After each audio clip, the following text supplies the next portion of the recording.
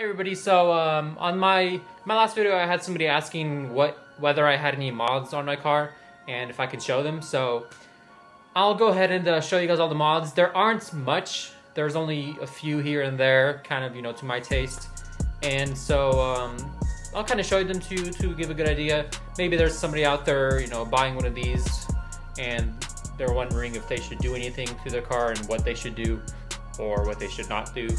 So for the next 5 minutes, I'll go ahead and show you guys what I've done to the car, interior, exterior, performance, that sort of stuff. And hope you guys enjoy. Thanks for watching.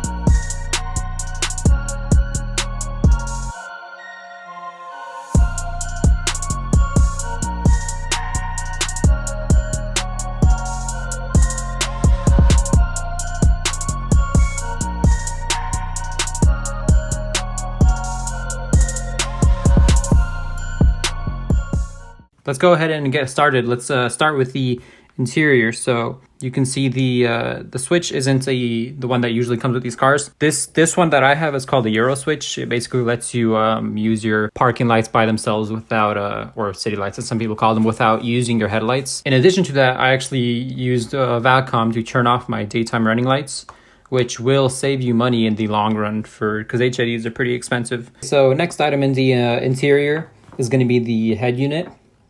It has this is the head unit from a newer Jetta from I believe they're from China.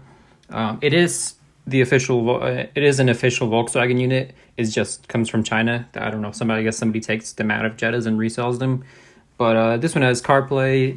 Some of them have Android, and you can set up a rear view camera to work with these. And then if you notice below the heating and cooling knobs, they are not stock. I bought these off of Amazon for, I believe, $8 or $9. I'll link everything that I talk about below so that if you guys want any of this, you can look it up pretty easily. All right, let's go ahead and go on to the exterior. So as you can see, the fog lights, funny enough, I'll try to find the footage from when it happened, but my fog light grills got stolen one night, and so I had to order new ones. And I went ahead and just ordered the vented ones. They do vent to the wheels. I guess it could help with brake cooling, but I don't think it makes a difference.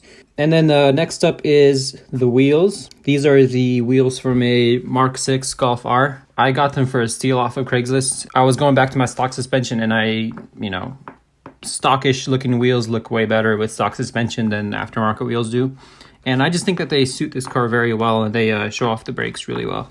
And the last exterior mod that I want to show is probably the roof rack. Every time I see one of these cars without a roof rack, it just looks weird to me. These cars are they work really well with roof racks, whether you use them or not. I actually use mine, which is kind of surprising among a lot of roof rack owners.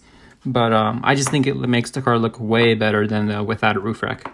Now let's go ahead and move on to performance. There aren't much performance mods. I have a stage 1 APR tune, which adds about 50 horsepower, about 90 foot-pounds of torque.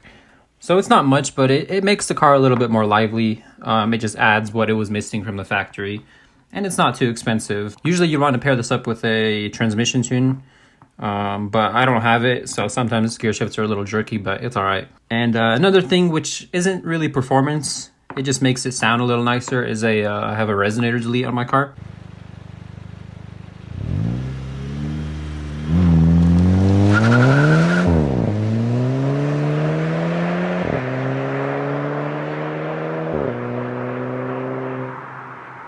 Doesn't make it too loud, it just adds a little bit of tone to the exhaust, and it gives a little bit of a pop every time you change gears with the DSG transmission. And another thing I'm going to put into the performance category is probably the tires. When I bought the car, they had some old, I believe they were I don't even remember the brand. They were some off-brand tires. And I got a lot of wheel spin with them every time I put my foot down. So I got some brand new Bridgestone Potenzas. They weren't my first choice, but where I got them, there was a pretty good deal on them. They had a big sale going on, so I settled for these Bridgestones, and they really changed the car around. It kind of eliminated all wheel spin that I had. Basically just had wheel spin in first, but what are you gonna do? It's a front wheel drive. And that paired up with the lighter Golf R wheels works really well. So those are the mods that I have. They're not the ones that you necessarily should get, or the most popular ones, but they're the ones I have. You might have different. If you have something else and you want to tell us, then go ahead and leave a comment below. Almost everything that I talked about, I'll try to link it in the description below if you guys want to take a look at how much everything costs and kind of make your own list. But in looking for mods for my car and just buying the car itself, I did a lot of research on a lot of stuff you can do to the car. So if you guys want, I can make a separate video that kind of talks about the top mods that everybody does, or the most popular ones that'll improve your car. Because originally I did want this car to be not like a complete track car, but I did want to take it to the track a few times because I live like 2 miles away from a racetrack. And so I've done a lot of research around it. So if you guys are curious, I can make a separate video. Just let me know. But other than that, thanks for watching, guys. And, subscribe or don't if you don't want to. I'm not going to force you. Leave a like. Also, I'm not going to force you, but it'd be nice if you do. Thanks for watching, guys. Also, for whoever's staying after the video, just kind of want to say that I do plan on getting a few different projects. I want to do a project motorcycle, like a cafe racer rebuild. I do want to make a track car.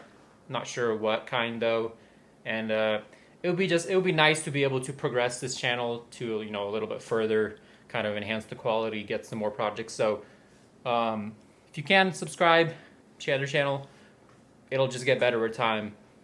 Thanks, guys.